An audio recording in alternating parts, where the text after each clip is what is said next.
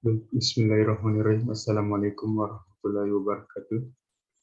Saya Muhammad Arkam Saputra dari Prodi Pendidikan Teknik Informatika dan Komputer, jurusan Teknik Informatika dan Komputer, kelas P3D. Di sini saya akan mempresentasikan rangkuman materi dari dasar-dasar elektronika.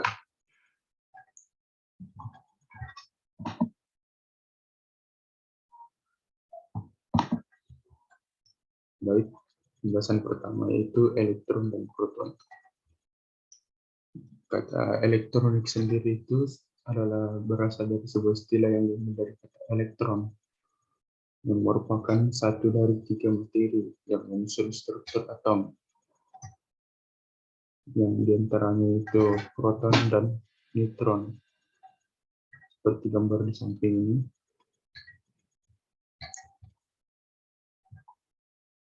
Nah, proton sendiri itu bermuatan listrik positif,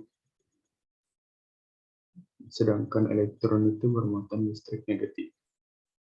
Nah, jika sebuah benda kekurangan elektron, itu biasanya benda itu dapat dikatakan bermuatan positif.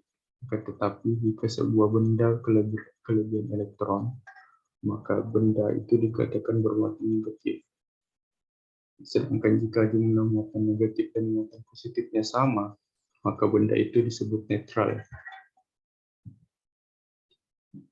Selanjutnya pembahasan arus listrik dan muatan listrik. Kata arus itu berarti aliran atau gerakan. Nah, jika arus dianalogikan itu arus listrik mirip sebagai aliran air. Seperti gambar di samping ini menggambarkan arus listrik yang mengalir melalui rangkaian kabel. Lalu baterai menghasilkan tekanan listrik, harusnya mengalir mampu melakukan usaha untuk memutar motor listrik. Nah, muatan listrik. Muatan listrik itu sendiri mengandung pengertian bahwa kemampuan alat untuk menyimpan atau membuang arus listrik selama waktu tertentu. Gambar di samping merupakan rumus-rumus, yaitu Q sendiri muatan listriknya, I itu arus listrik, T waktu. Pembahasan selanjutnya yaitu tegangan listrik. Tegangan listrik adalah suatu beda potensial antara dua titik yang mempunyai perbedaan jumlah muatan.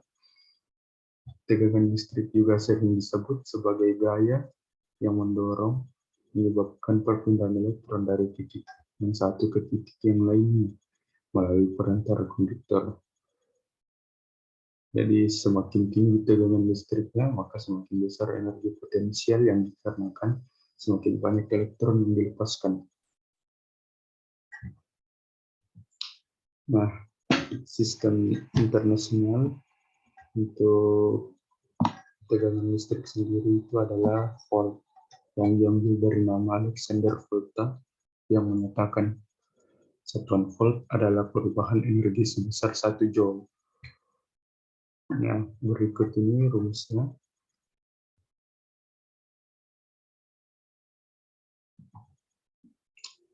Kita lanjut ke pembahasan selanjutnya, yaitu hukum Ohm.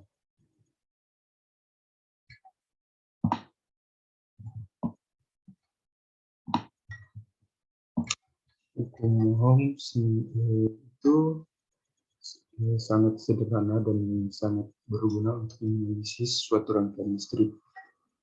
Persamaannya juga mudah digunakan untuk mencari tegangan dan arus.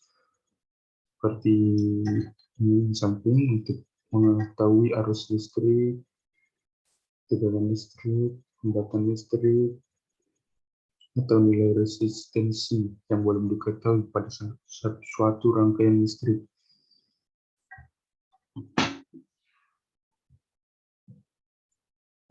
Materi pembahasan selanjutnya untuk pengantar listrik.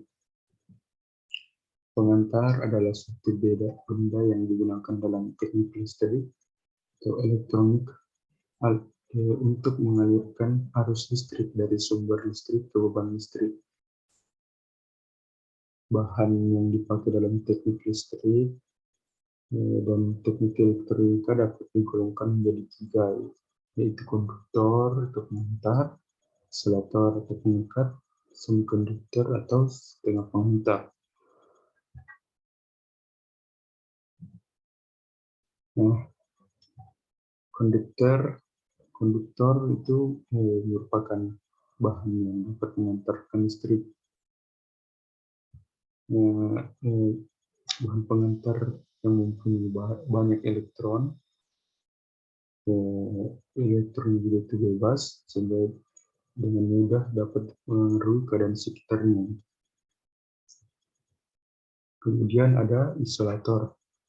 Isolator adalah jenis bahan yang sulit menghantarkan listrik, karena hal ini disebabkan oleh bentuk strukturnya, bentuk struktur dari atomnya, sehingga elektron terikat kuat oleh proton atau intinya. Elektron dapat terlepas dari ikatan intinya apabila tegangan dari luar jauh lebih besar dari daya tarik intinya, yaitu dengan memberikan tegangan listrik yang sangat tinggi. Nah, yang selanjutnya itu semikonduktor. Semikonduktor ini bahan yang tidak dapat digolongkan ke pengantar atau konduktor, tapi tidak pula dapat digolongkan kepada isolator. Bahan semikonduktor sendiri adalah bahan pengantar listrik yang tidak sebagai konduktor juga, tetapi tidak pula seburuk isolator yang sama sekali tidak mengantarkan arus listrik itu. Selanjutnya, contoh bahan. Contoh bahan dari konduktor sendiri itu hampir semua logam dapat digunakan sebagai pengantarnya, misalnya tembaga, besi, perak, krom, nikel, dan sebagainya. Contoh bahan isolator itu ada banyak. Yang penting mampu mengisolir atau menghambat listrik panas sampai tidak terjadi kebocoran aliran. Salah satu contohnya itu karet. Untuk bahan semikonduktor itu diantaranya silikon, selenium, germanium, dan metal oksidas. Bentuk atau jenis bahannya. Bentuk atau jenis bahan konduktor sendiri itu ada dua, yaitu jenis konduktor bentuk padat dan jenis konduktor bentuk cair.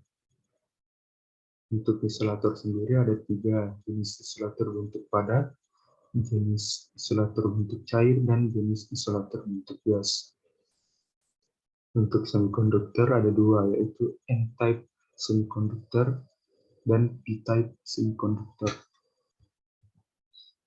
Sifat bahannya,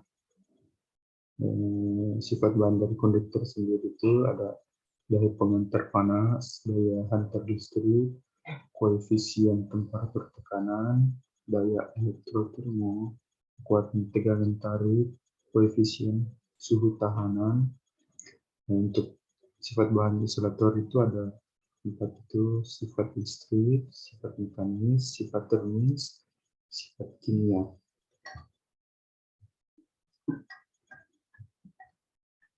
Nah, baiklah, itu saja penjelasan rangkuman dari materi dasar dasar elektronika dari saya. Mohon maaf bila salah kata. Bila taufiq wal hidayah. Wassalamualaikum warahmatullahi wabarakatuh.